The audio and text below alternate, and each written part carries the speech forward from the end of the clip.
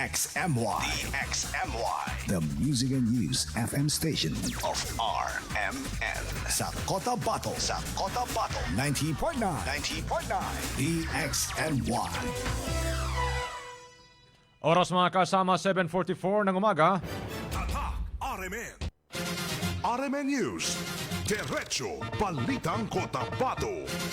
Headlines. Mahigit 2,500 amnesty application na resolba na ayon sa National Amnesty Commission. Headlines. SDO Cotabato City naman nagpatupad ng mahigpit na seguridad kasunod na nangyari sa Tacloban City na kinasasangkutan ng mga estudyante. Headlines. Mahigpit na seguridad sa mga paralan sa BARM ipinag-utos ng ProBAR kasunod ng nangyaring insidente sa Tacloban City. Headlines. Alita naman sa lupa at pamilya sa SGA itinuturong sanhi ng bakbakan na nagresulta sa pagkamatay ng dalawang lalaki. Headlines. Kasong parisal isinampa sa lalaking pumatay sa kanyang mismong ina sa bayan ng Kabakan. Headlines. Javit Singson naman nakipagpulong sa MLF Central Committee kahapon. Headlines. Mga empleyado ng Cotabato City Government pinayuhan huwag makisawsaw sa partisan political activities. At DHSUD 12 nagbabala sa publiko laban sa mga loteng ibinebenta ng hulugan. RMN News. Diretso Balitang Cotabato. Makasama kami yung tagapagbalita Radyoman Jul Di Mapalaw. At Radyoman Erwin Kabilbigan. RMN News. Diretso Balitang Cotabato. Sa detalye ng ating mga balita, mahigit 2,000 nasa kabuang 2,500 na mga applicants mula sa 6,000 o 16,207 na amnesty applications mula sa iba't ibang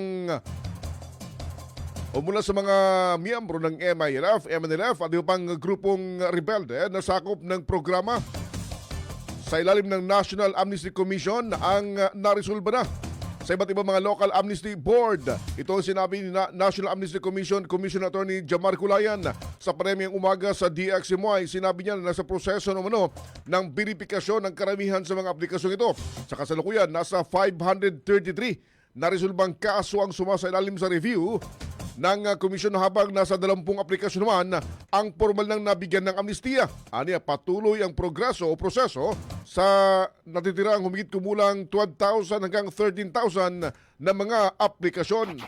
Karamihan naman sa mga application ay under verification pa rin. Pero marami na rin progress to resolve. Sa katunayan, out of the 16,207 amnesty application, our local amnesty boards across the country na natanggap ating mga local amnesty board across the country ay meron na silang nare-resolve na more than 2,000. To the exact RMN News.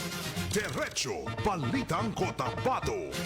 Nilinaw naman ng Amnesty Commission o NAC na ang mahigit 2,500 na amnesty application na lumusot na sa mga local amnesty board ay may kalakip na desisyon ng national government na maaaring rekomendasyon para sa pag-aproba o denial ng mga aplikasyon.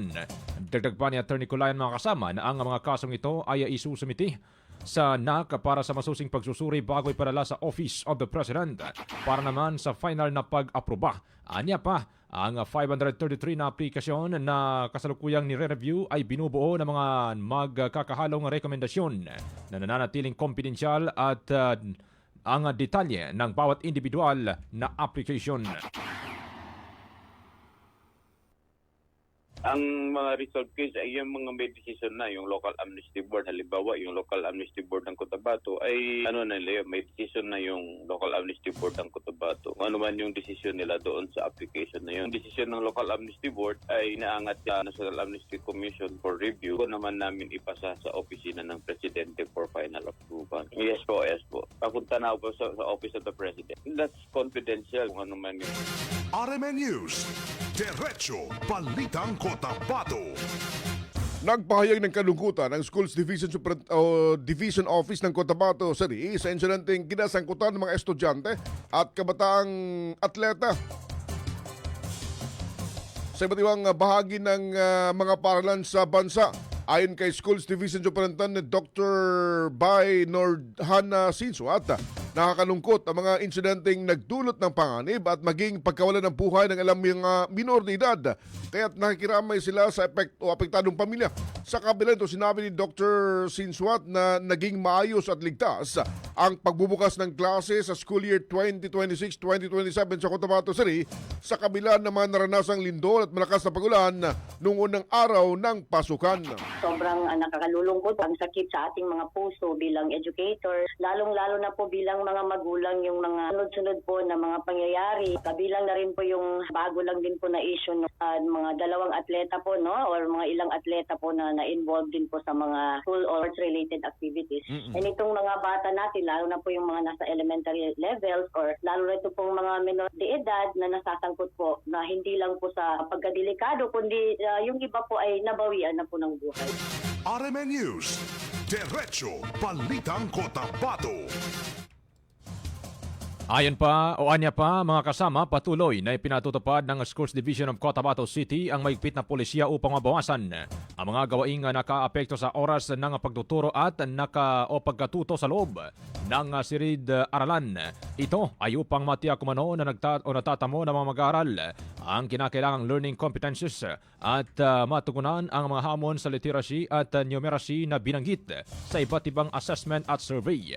Dagdag pa ni Dr. Sinso at mga kasama, nagtatag na rin ang naturang dibisyon ng mga technical working group at iba pang mekanismo para sa school safety, child protection, anti-bullying at ng responsible use of social media.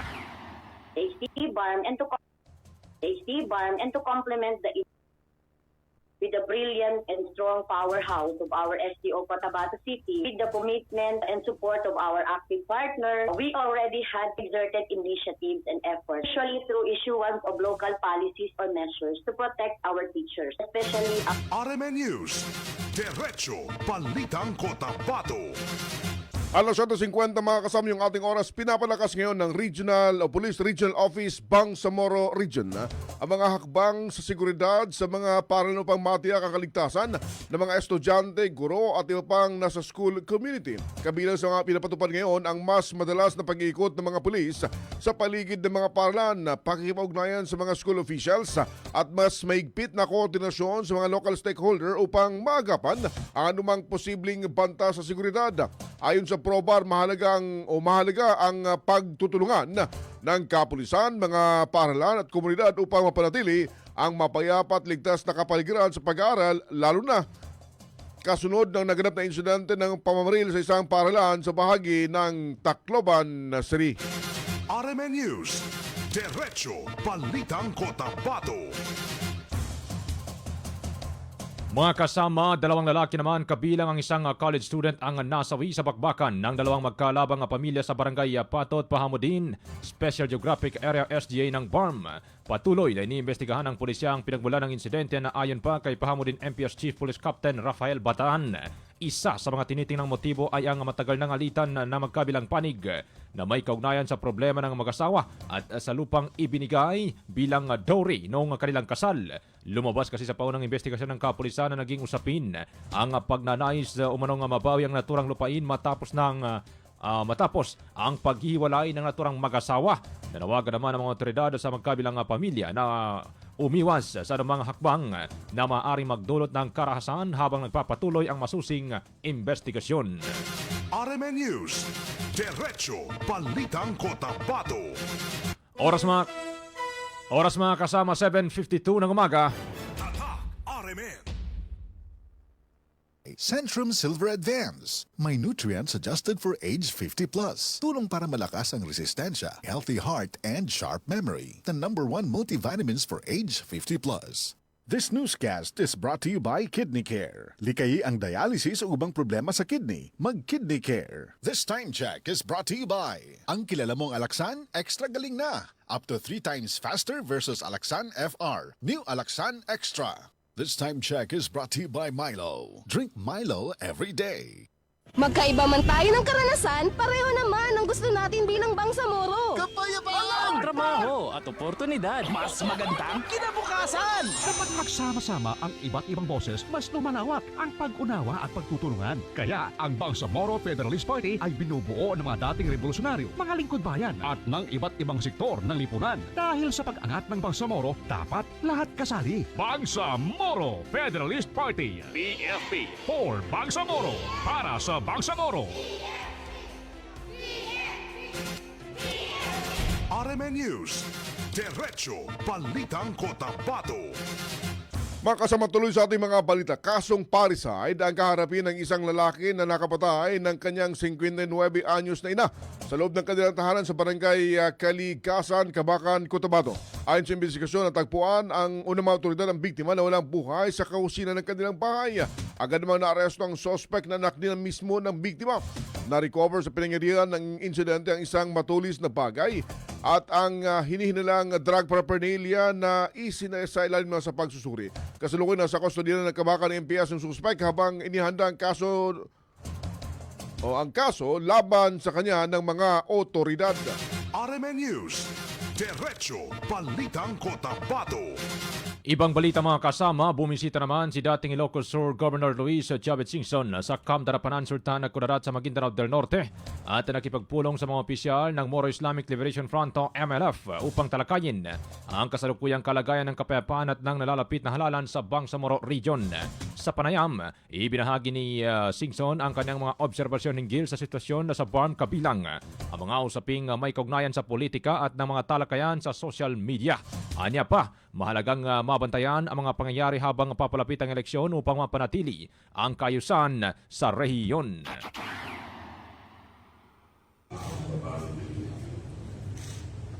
Hindi ako masagot dahil may evidence ako. Nomination niya yung I did to 5,500. Blood control.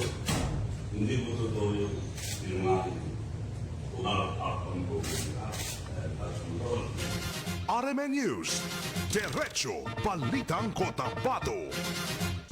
Samantala mga kasama sa iba pang mga balita, sinabi ni MILF First Vice Chairman Muhammad Iqbal na nanatiling hindi tiyak kung matutuloy ang nakatakdang halalan sa BARM habang patuloy na hinihintay na mga stakeholder ang magiging direksyon ng proseso kaugnay sa eleksyon sa riyon. Ganyan sinabi ni Iqbal na tuloy-tuloy ang kanilang paghahanda at paghahangad na may sagawang eleksyon upang maging regular na ang upong opisyal ng Bangsamoro Government. Ang desisyon po namin ay talaga magkaroon ng election para magkasubukan na kung sinong gusto ng taong bayan.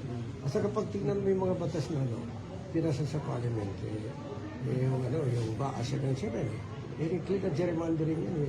Kahit na hindi abogado, alam na talaga nabagyan sa batas. And then, RMN News, Diretso Balitang Cotabato. Mga kasama, pinalalahanan naman ang mga kawani ng pamahalang lungsod ng Cotabato na panatilihin ang pagiging patas at umiwas sa mga gawaing pampolitika na maaari makaapekto sa kanilang tungkulin bilang lingkod bayan. Sa Monday Convocation Program sa People's Palace, pinayuhan ni City Administrator Abdul Wahab Dimbang ang mga kawani ng city government na manatiling neutral at iwasan ang pakikilahok sa kampanya at politika sa kaunanahang BARM Parliamentary Election sa September 14, 2026. Ang paalalang ito ni Dimbang ay alinsunod sa mga lituntunin ng Civil Service Commission o CSC at ng Commission on Election o COMELEC na ipinagbabawal sa mga kawani ng gobyerno ang paggamit ng kanilang posisyon, oras ng trabaho at ng mga kagamitan ng pamahalaan para sa gawaing pampolitika.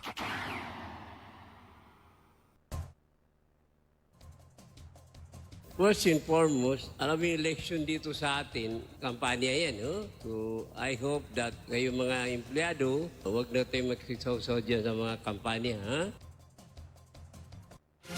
RMN News, Diretso Balitang Cotabato. Kabilang naman sa mga paalala ni City Administrator Mitimbang sa mga kawani ng city government na pinagbabawal ang pangampanya para ulaban sa mga kandidato. Pagdalo, pag-organisa ng mga aktibidad na may layuning mahikayat ng boto, pamahagi ng campaign materials, paggamit ng mga social media upang aktibong mga kampanya para sa isang kandidato o partido.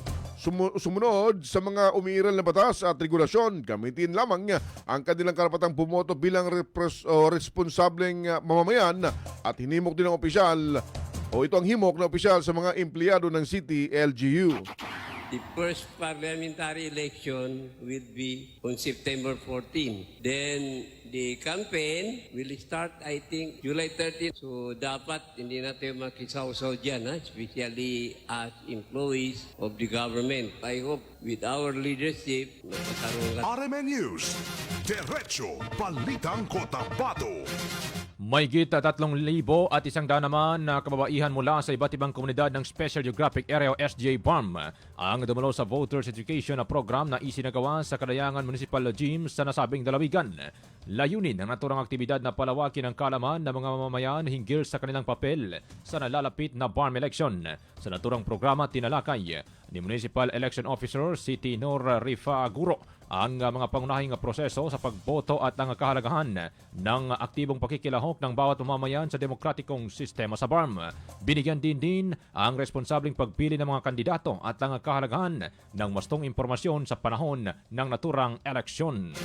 RMN News, Diretso Balitang Cotabato.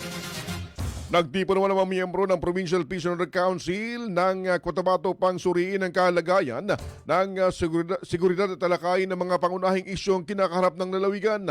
Pinangunahan ang pagpupulong ni Cotabato Governor Emilio Lala Talino Mendoza kung saan kabilang sa mga pangunahing agenda ang paghahanda para sa papalapit na BARM Parliamentary Election, mga hakbang upang mabawasan ang epekto ng El Nino sa watang pagpapatuloy ng flood mitigation projects gaya ng desilting operation sa mga ilog at kanal gamit ang mga amphibious excavator para sa unang pamahalang panlalawigan. Dumano rin sa pulong ang mga lokal na opisyal at ginatawan ng mga ahensya ng pamahalaan upang pagtibayin ang koordinasyon para sa kaayusan at kaligtasan ng mga residente ng probinsya. RMN News, Diretso Balitang Cotabato. Nagatipon din ang mga ulama at leader ng kapamayanang Muslim mula sa iba't ibang bahagi ng Mindanao sa idinaos na Bangsamoro Ulama Conference 2026 sa Davao City mula June 22 hanggang bukas sa June 25 kasabay ng Muharram 7 to 10, 1448 Hijri. Layunin ng aktibidad na talakayin ng mga usaping may kaugnayan sa pananampalataya, kapayapaan, edukasyon at pagkakaisa ng komunidad ng mga Muslim. Naging danin din ito upang mapalakas ang ugnayan ng mga ulama at iba pang stakeholder sa rehiyon ng Bangsamoro. RMN News, Diretso Balitang Cotabato. Hinikayat naman ni Wali of the Bangsamoro Sheikh Muslimin Giamadin ang lahat, lalo na ang mga ulama na magkaisa, balikan at iimplementahan tunay na nilalaman ng banal na Quran at hadith ng Propeta Muhammad. Ginawa ito ng Islamic scholar kasabay ng pagtitipon ng mahigit 2,000 mga ulama ng Bangsamoro Autonomous Region maging mula sa labas na ibang bahagi pa ng bansa para sa kauna-unahang ulama summit ngayong taon. Binigyan din ni Giamadin na walang sinumang otoridad o may kakayahan na ipalaganap ang kahulugan ng Quran maliban sa mga ulama na labis namang kinakailangan sa kasalukuyan lalo't patuloy na umiinit ang usaping politika. Pambalingan sa Quran, sanday sa ikasa ka pambalingan, kaumani sana sa kadisi ukitin. Kami kaya mo makayon tanong dali ka natin ito may ikasa, napagampakan nila. Hindi siya ba hindi na wala magaga? Dali ka na tanong problema. Hindi nga na na wala manita, apengin na di, kapag nga sa kapagayon. O dali ka naman sikita yung pangkatayan dito kapagayon, masulaho tayo.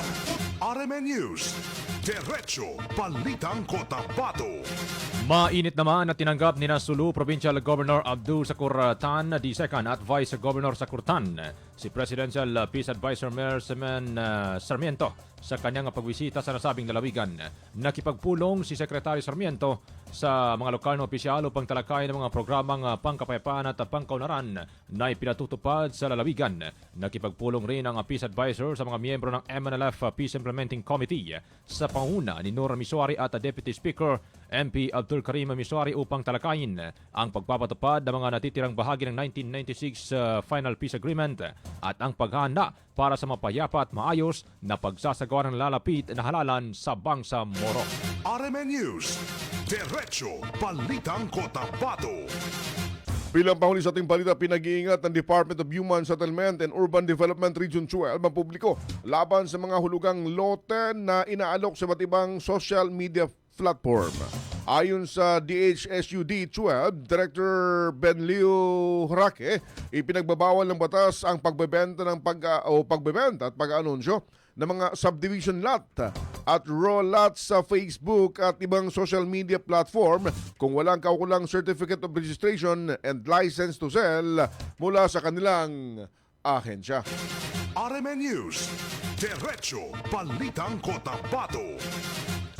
Mga kasama, sumayin niyo po ang kalibro ng ating palitan ngayong umaga. Ito ng Miyerkules, Radyo Manjul. Ito pahabol lang kasamang manager si Norma Uto. Good morning. Magandang umaga rin kay Enid Ekrans sa Tulunan Ganat sa Tulunan Talayan. Maguindanao del Sur kay Sarminta Abdul. Magandang umaga rin. Magandang morning din kay Samsudin Mama Saunda. Good morning din sa Moy from Ligawasan Municipality sa SGA Barm.